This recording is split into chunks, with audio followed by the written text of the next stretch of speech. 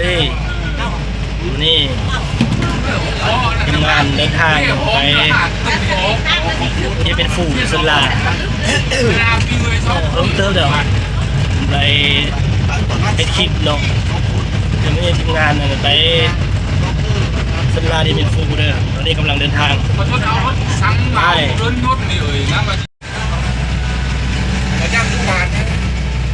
เอาเชียงฟอกมานี่กำลังเดินทางเนี่ยเป้าหมายที่เป็นฟูและสันลาเชียงคอนโอ้ปลาจำก้อเติมผมปลาปุงออกมาอะไรเอาเงินหรอโอนตั้งเงินอยู่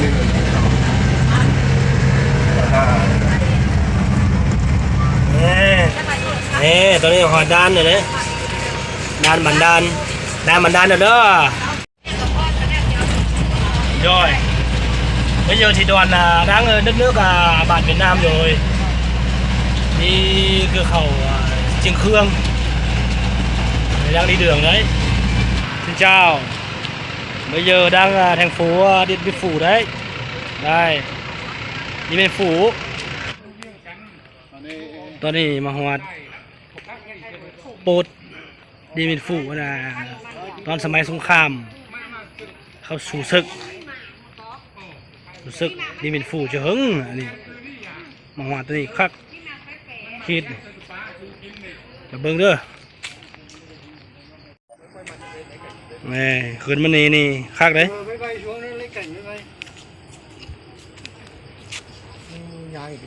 นี่บอลสู้ศึกจะหึงนี่เป็นฟูนี่ประวัติศาสตร์ลักษณะนี้เป็นฟู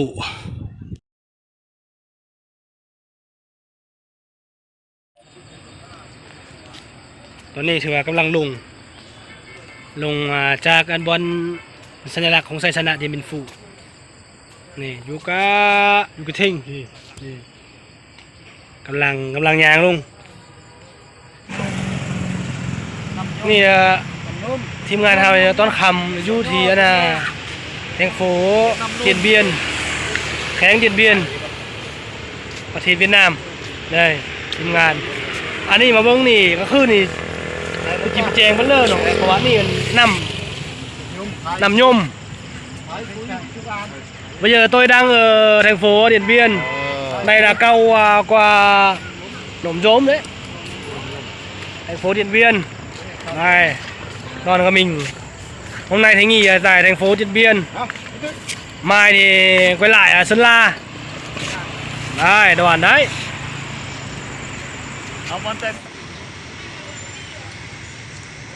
Tí song chiếc hành sát 2014 Điện Biên Phủนี่บนท่องเที่ยวนี่ตอนนี้ทีมงานกำลังไปด้วยอาโมดไปโปดทีนึงเป็นยังไม่เป็นยังติดไปปลูกได้ปะนี่เขามาด้วยอาโมดอันนี้นะนี่จิติกโดยอาโมดนี่โดยอาโมดเอ้ยนี่เขามาทางหนึ่งทางกวงมี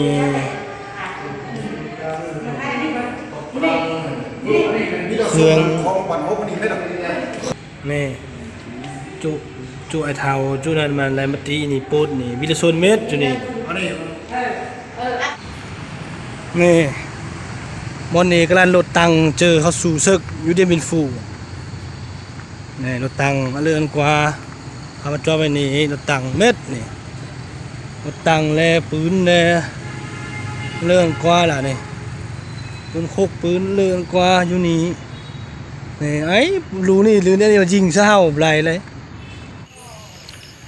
นี่ขึ้นมาบทที่หนึ่งด้วยอาโมดขึ้นมาก็อีกนี่รถคันนี้รถตังแซ่ตัง นั่นก็มีคัน ทีมงานกำลังที่จะไอ้ด้านสากลเตยจางนะนี่ทงหน้าสองฝางนี่สุดยอดเลยความงามนี่นี่ด้านสากลเตยจางนะนี่นะเพื่อเข่ากุ๊กเตะเตยจางโอ้สุดยอด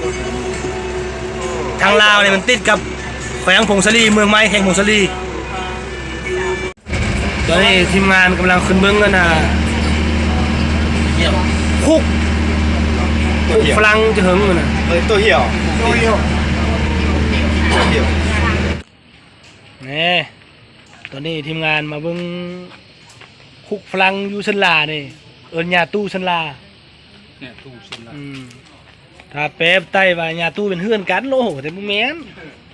ญาตู้เนี่ยภาษาเวียดญาตู้มันแต่ว่าเพื่อนคุกหรือว่าคุกเนี่ยชันลาคุกฝรั่งเจอเฮิงอันนี้นะเคยดาวตูเหี่ยว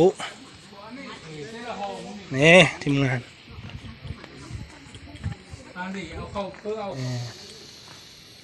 เฮ้ยเฮือนยามเขาอันนี้นี่คุกจะหึงนะโอ้เป็นนั่นไหนนอนอยู่นี้นี่เป็นกุ้มตีนนี่นี่จะเป็นกุ้มใบตีนนี่นะอันนี้เป็นหูภาพนี่เป็นแบบว่าเขาคุกเขาก็เฮียนนะนี่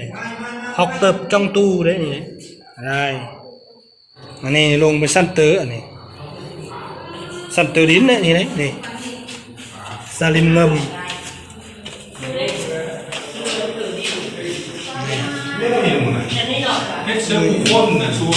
คุกแต่ดินนี่องค์นี่แล้วองค์โตเหี่ยวเป็นฟูที่สามารถต้นคุกสันลาเนี่ยสามารถต้นคุกไหลเพิ่นนี่นะลุงนี่ฟ้านาองค์โตเหี่ยวนี้ต้นคุกสันลานี่นะนี่คุกความโหดเป็นอย่างต้นไหลเมื่อนี่อย่างต้นไหลเมื่อเนาะคนลาจ้าเนาะต้นคุก1,143คุกสันลา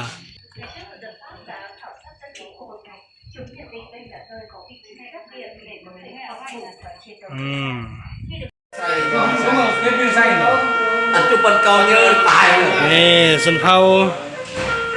ไต้ติ่งสันลาโฟสันลาเป่าปีอัดเสียงเลยเลยนาย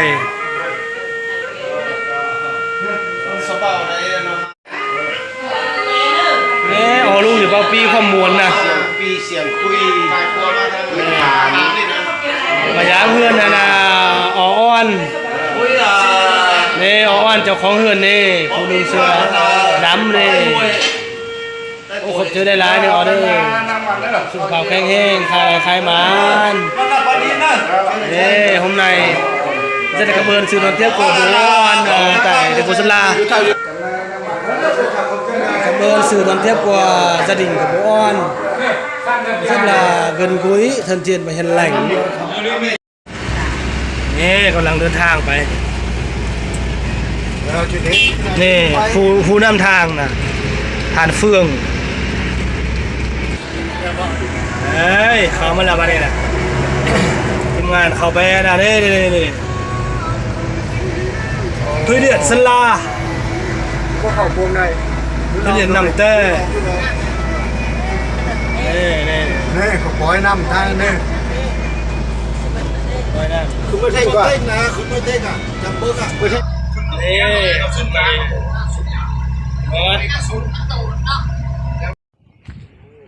เด้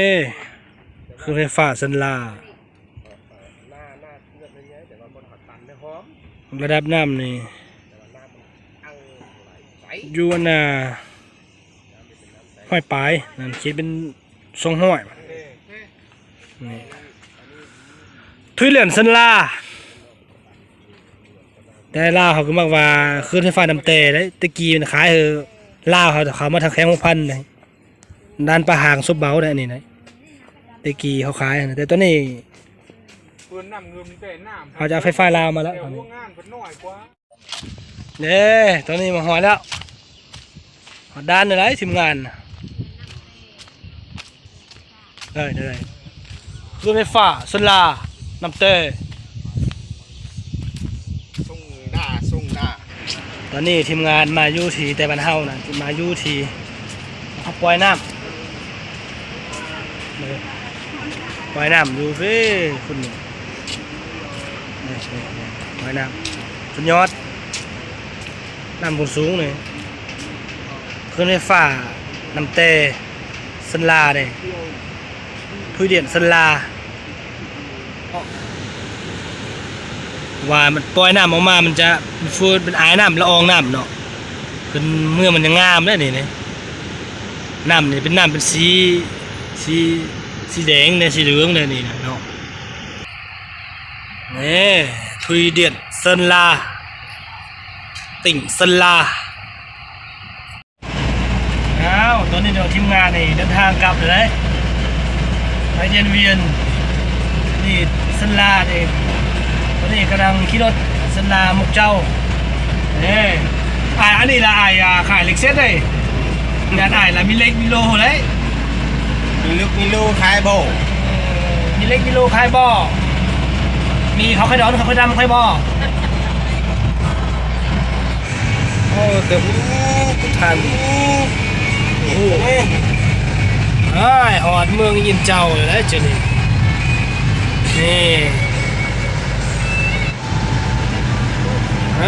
ตอนนี้หอดมุกเจ้าเจนมุกเจ้าเลยนะไอห้องมาการไหน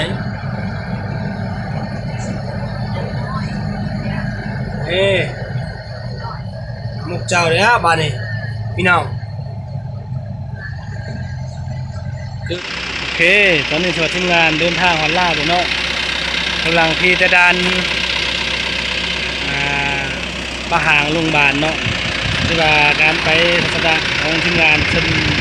ลาได้เป็นผู้กับมาหาเพื่อนแล้วทีมงานของเข้าแล้วมาหาแล้วเนาะเอาไว้ก่อนทุกทานเด้อทีนี้ไม่แห้งสดใสทางปลอดภัยเด้อทุกตัวโนจีแทงกงตัวแบบเมืองทางลงจีเนี่ยเด่นก็เข้าประหางโยยตั้งแต่เรื่องราวโยยทุกตัวโนจีแทงกงตัวแบบหน้าบ๊ายบาย